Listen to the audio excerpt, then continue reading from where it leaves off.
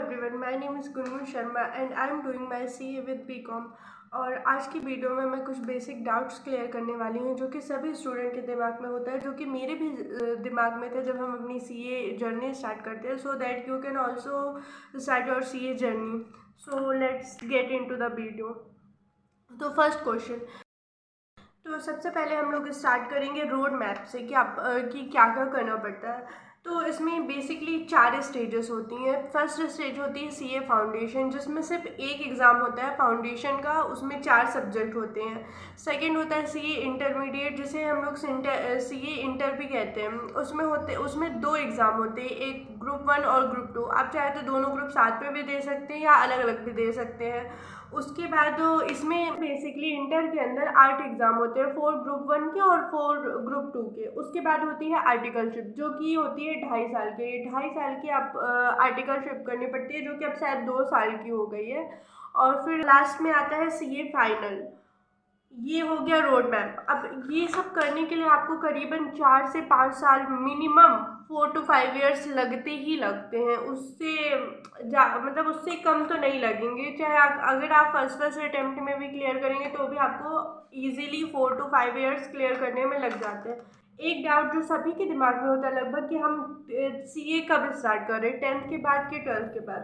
तो CA का जो रजिस्ट्रेशन है वो आफ्टर 10th भी होता है और आफ्टर 12th भी होता है। लेकिन अगर आपको एग्ज़ाम देना है तो एग्ज़ाम देने के लिए आपको 12th की मार्कशीट लगेगी, ठीक है। बिना 12th पास किए आप एग्ज़ाम नहीं दे सकते। लेकिन जो रजिस्ट्रेशन है वो आफ्टर 10th भी हो सकता है। आफ्टर 10th आप रजिस्ट्रेशन करवा सकते हैं, लेकिन रजिस्ट्रेशन अगर 12th के बाद कराएं तो ही अच्छा है, क्योंकि रजिस्ट्रेशन की भी एक डेट होती है, एक्सपायरिंग डेट। वो 3 साल के बाद एक्सपायर हो जाता है।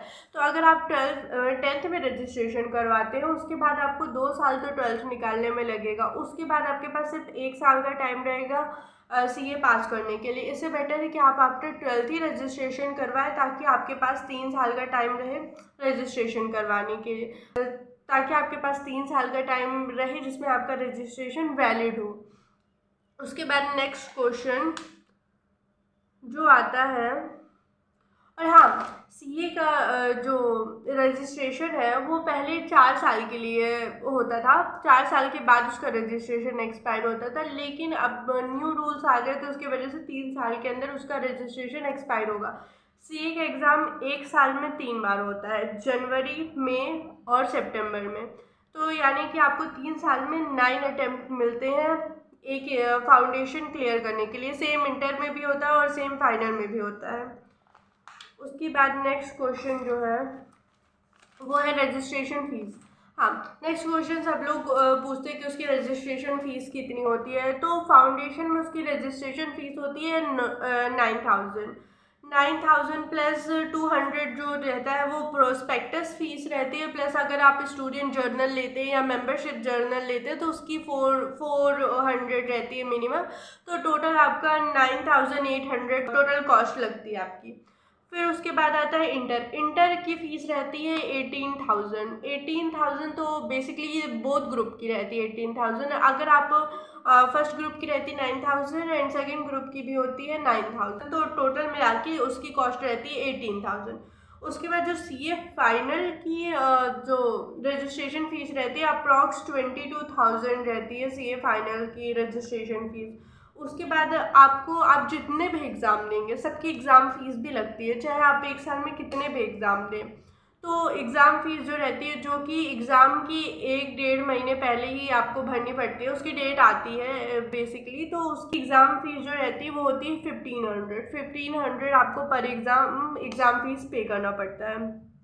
तो टोटल आपके ये सब कॉस्ट मिला के, एग्ज़ाम फ़ीस और रजिस्ट्रेशन फ़ीस मिला के टोटल आपके 1 to 2 लाख आराम से लग जाते हैं सिर्फ रजिस्ट्रेशन फ़ीस का। उसके अलावा अगर आप कोचिंग करते हैं, किसी अच्छे इंस्टीट्यूट से पढ़ाई करते हैं, तो उसकी फ़ीस अलग होती है और बुक्स की चार्जेस भी अलग आपको पे करने पड़ेंगे। पर सिर्फ रजिस्ट्रेशन फ़ीस और एग्ज़ाम फ़ीस मिला के आपका टोटल 1 to 2 लाख आराम से पड़ जाता है।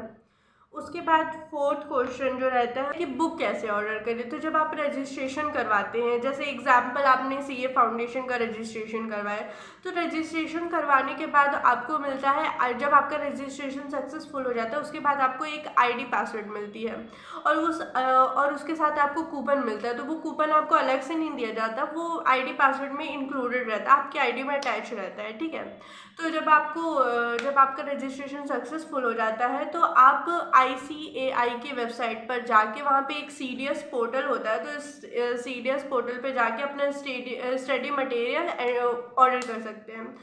तो आप उसमें आईडी पासवर्ड अपना डालेंगे तो उसमें आप स्टडी मटेरियल ऑर्डर कर सकते हैं। और जो अगर आप फर्स्ट टाइम रजिस्ट्रेशन करवा रहे हैं तो फर्स्ट टाइम आपकी बुक जो रहती है वो फ्री मिलती है आपको, लेकिन अगर आप दोबारा बुक ऑर्डर करते हैं तो उसकी कॉस्ट लगती है, पर एक बार वो बुक फ्री मिलती है उस कूपन से। तो आप first time free book order कर सकते हैं। इस तरीके से आप अपनी CA जर्नी स्टार्ट कर सकते हैं। बुक आने में भी आपको मिनिमम, मतलब आपका कूपन आने में रजिस्ट्रेशन के बाद मिनिमम आपको 15 to 20 डेज वेट करना पड़ता है कि आपका कूपन उसमें ऐड हो, उसके बाद ही आपकी बुक फ्री में ऑर्डर हो सकती है। वरना उसके बाद जब आप तुरंत अगर ऑर्डर करेंगे ना तो उसमें चार्जेस दिखाएंगे। अगर आपको चार्जेस शो हो रहे हैं, उसकी चार्जेस लगभग 4000 समथिंग होता है। तो अगर आपको चार्जेस दिख रहे हैं रजिस्ट्रेशन, मतलब आईडी पासवर्ड डालने के बाद भी अगर आपको चार्जेस दिख रहे हैं तो मतलब मतलब अभी आपका कूपन उसमें ऐड नहीं हुआ है। जब आप उसमें, मतलब जब आपको बेसिकली ज़ीरो दिखने लग जाए, चार्जेस में ज़ीरो दिखने लग जाए, तभी आपको बुक ऑर्डर करना है, तभी आपका कूपन उसमें ऐड होता है। अगर आप उससे पहले बुक ऑर्डर करेंगे तो आपको पे करना पड़ेगा। और उसके बाद ये जो बुक्स है वो, उसके लिए आपको 15 डेज to 1 मंथ आपको वेट करना पड़ेगा, उससे पहले बुक नहीं आएंगी, आपको इतने दिन वेट करना पड़ेगा। Thank you everyone, this is my first video in this channel and if you like it please support and हो गया। उसके नेक्स्ट के स्टेप मैं अगले वीडियो में बताऊंगी, ठीक है। Thank you.